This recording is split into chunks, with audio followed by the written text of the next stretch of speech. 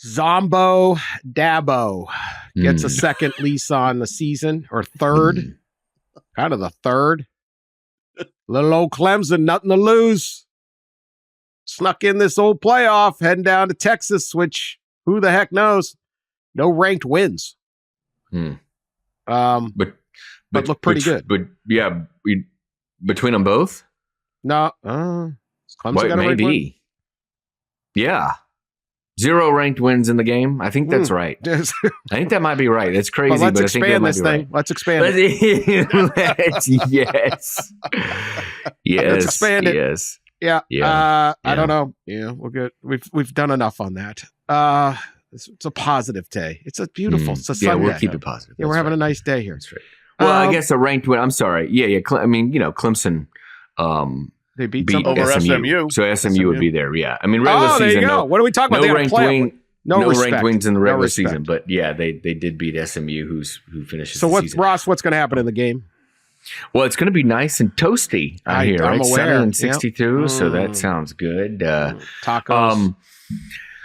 I speak of ranked wins, right? I think this would be an interesting test for Texas because they're 2 games against top 25, top 10, obviously, programs in Georgia. They lost them both. I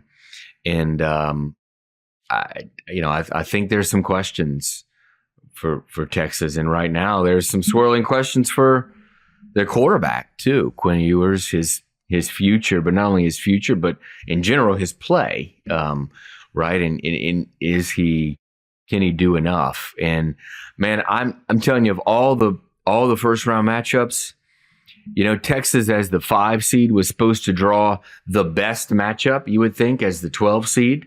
But again, because of the first round bye rule with the champions getting the bye, the seeding was a little bit messed up, kind of a little wonky. And as the 5th seed, again, you're supposed to get probably the best matchup. To me, this is the worst matchup. Like I would not want to play Clemson, who probably should have beat or was right there with South Carolina, who's playing as good as anybody, and then beat SMU and has that there as their coach, one of the 2 in the country who've won multiple national championships, and who obviously came in with a great game plan against SMU, certainly in the first half. Like I wouldn't want to play them. So this is not the most ideal matchup for Texas. And again, I think this is a really tight, fun game. And Cade Klubnik, a Clemson quarterback, I know Texas defensive front can be pretty salty, but Cade has been on fire lately. And to me, this is a fun one of ACC versus SEC, which these 2 leagues have kind of gone back and forth on a lot, and their commissioners too, and their administrators back and forth with each other on the strength. They obviously have a lot of rivalry games with one another. So this is a fascinating one. I think you might be going to what I think is the most intriguing, tightest one, Dan. Yep. Warmest. Yep. And I think Dan invented a word for us there, though. Zombo Dabo. There we go. Yeah. Is that how I pronounced it? I didn't even say zombie. He said Zombo. Yeah. Zombo. Oh gosh, I can't even pronounce zombie.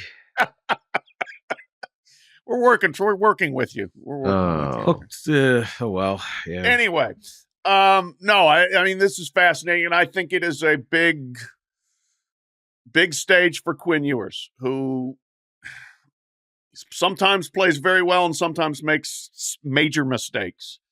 His QB rating the last 4 games hadn't been very good. Since they lit up Florida was in disarray. Arkansas, Kentucky, Texas A&M, Georgia.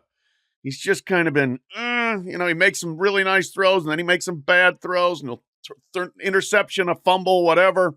So I think he needs to show up and play well. Cade Klubnik, Texas kid, left the state to go to Clemson. So big homecoming stage for him. I mean, I agree with what Ross said, where I would not want to see Dabo Swinney in this game. I just don't. Zombo Dabo is going to be a headache. Like Steve Sarkisian is going to be sitting there saying, he's going to have a little bit of the tight, I think, coming into this game. Zombie Dabo. Well, whatever. Zombo.